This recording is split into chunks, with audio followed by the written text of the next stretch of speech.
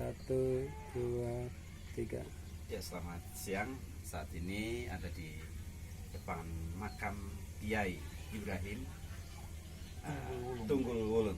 Lahir tahun 1800, meninggal tanggal 29 April 1885. Kemudian beliau adalah merupakan salah satu tokoh yang membawa api Injil ke tanah Jawa. Pak mungkin bisa menjelaskan sedikit tentang kronologis perjalanan Kiai Ibrahim Tunggul Wulung di dalam membawakan Injil ke tanah Jawa. Oh, iya. Sehingga bisa menjadi berkat bagi banyak orang. Baik.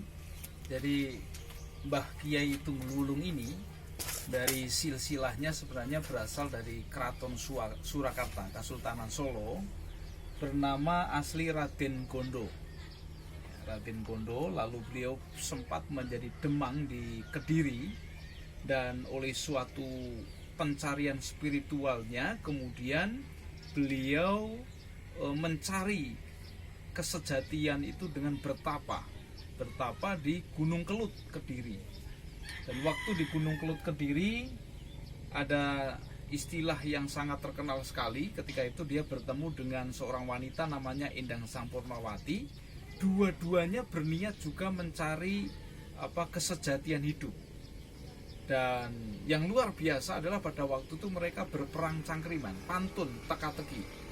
Ya, kemudian Tunggul Wulung mengajukan teka-teki kepada Endang Sampurnawati, di mana dia berkata begini, Ratu Adil bertamu, ya, tapi yang bertamu itu mempersilahkan, satu peser pun tanpa bekal. Itu dalam terjemahan bahasa Indonesianya. Maksudnya dalam bahasa Jawanya itu begini, Ratu Adil mertamu, tamune sing nyumanggaake sebiting tanpa sangu. Siapa itu katanya? Dia tanya kepada Endang Sampurnawati. Sebelum menjawab, Endang Sampurnawati juga membalas dengan teka-teki.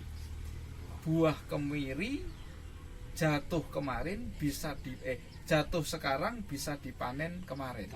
Apa itu? Yang hebat luar biasa, dua-duanya secara serempak menjawab Isa Al-Masih. Wow.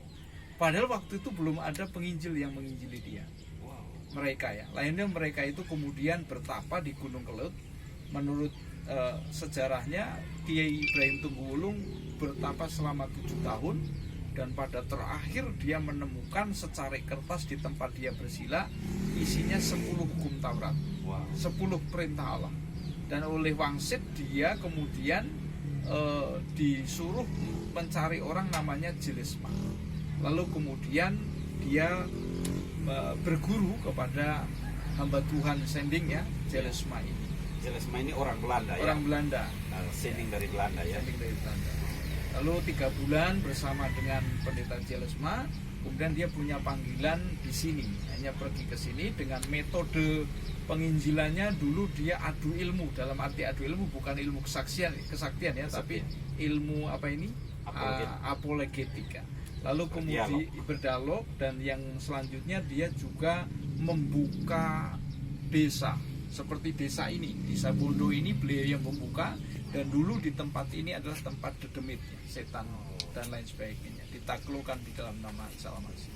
Konon Kiai Ibrahim Tunggul Wulung memiliki murid yang terkenal juga. Ya, betul. Siapa? Murid yang kemudian menjadi luar biasa juga adalah yang sama kemudian menjadi rasul penginjil, namanya Kiai Sadrah.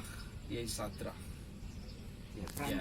Kiai Sadrah ini di tanah Jawa seperti apa? Kiai Sadrah karena dia lebih maju, kemudian beliau menyebarkan Injil ke arah selatan, dan dari pelayanan beliau muncullah banyak gereja-gereja Kristen Jawi, gereja-gereja Kristen Jawa yang non-sending, ya.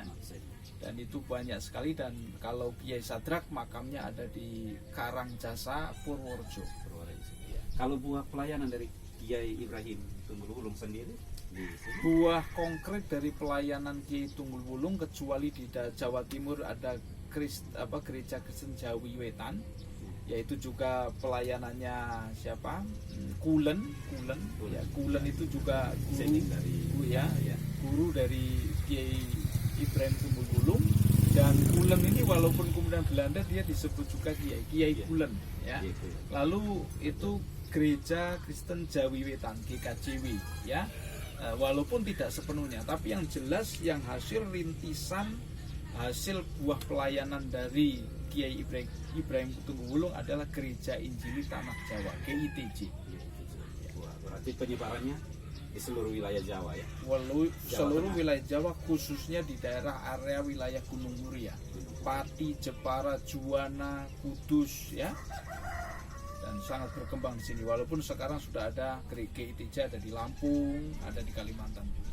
Terus bagaimana dengan kontribusi dari istrinya? Karena tadi dari adu ilmu, atas bagaimana? dengan Mereka istri? menikah dan mereka berdua berpelayanan. Hanya kebetulan oleh suatu sebab yang saya tidak bisa jelaskan, mereka kemudian pada akhir tuanya tidak tinggal satu rumah, tapi istrinya konsentrasi pelayanan tidak jauh dari sini, hanya 5 km di desa lain, dan beliau dikuburkan di sana. Oke, terima kasih. Saya bersama Bapak siapa? Darwati. Pak Darwati. Ya, Terima Pak kasih Darwati. buat informasinya. Tuhan memberkati. Tuhan Kiranya memberkati. melalui acara yang singkat ini, Bapak Ibu boleh diberkati oleh Tuhan dan terus berkarya, berkreasi untuk memberitakan Injil Yesus Kristus kepada semua orang. Tuhan Yesus memberkati kita semua. Shalom. Halo.